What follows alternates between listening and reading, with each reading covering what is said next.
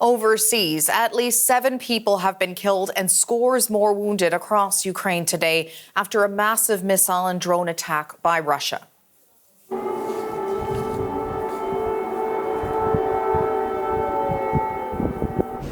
Air raid sirens wailed across the Ukrainian capital of Kyiv, sending many residents to seek cover in the city's metro stations. Officials are still assessing the damage, and rescue and coordination efforts are being hampered by precautionary blackouts.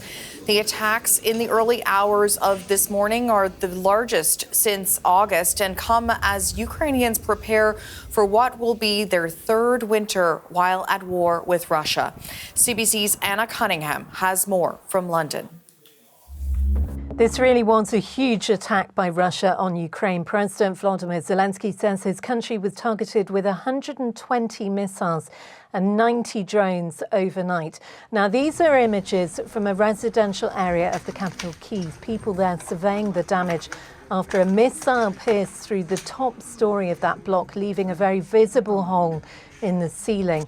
Throughout the night, in many cities, Ukrainian firefighters worked to extinguish blazes. These images from the southern city of Mykolaiv, which was badly hit. And it was really only by daybreak that the extent of the damage was clear. For those who survived the night, they were left visibly shaken and distressed. But it wasn't just residential areas. Russia targeted Ukraine's energy infrastructure. The Black Sea port of Odessa saw a citywide power blackout. Now remember, temperatures are dropping in Ukraine right now. The first snow of the season has already fallen in Kharkiv. And these power outages are affecting everything from light to heat, as well as clean water supplies. People this morning in southern Odessa queuing to get fresh water. Take a listen to Yulia. She's a local resident who lives there.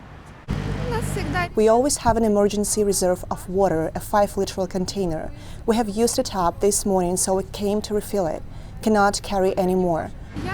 I do not think water supply will be restored today. Maybe tomorrow. Tomorrow night, maybe. Now, in terms of reaction from Ukraine's President Volodymyr Zelensky, well, he's said that Russia is trying to intimidate Ukraine with cold and blackouts. He's posted on social media saying his country was defending ourselves against absolute evil and that we need unity. The world needs unity.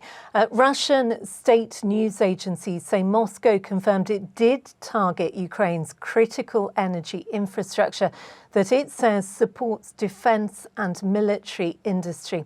But this is interesting. There's been a really sharp response from Ukraine's Foreign Minister, Andrei Sybiha, who referred in a post on social media to Vladimir Putin as a war criminal. He says this was the Russian president's true response to all those who called and visited him recently, clearly voicing his disapproval, just as President Zelensky did, of that phone call on Friday between the German Chancellor Olaf Scholz and Vladimir Putin. And also, Ukraine's neighbour Poland agrees. Its Prime Minister Donald Tusk saying on social media no one will stop Putin with a phone call, and that last night's attack proves telephone diplomacy cannot replace real support from the whole West for Ukraine.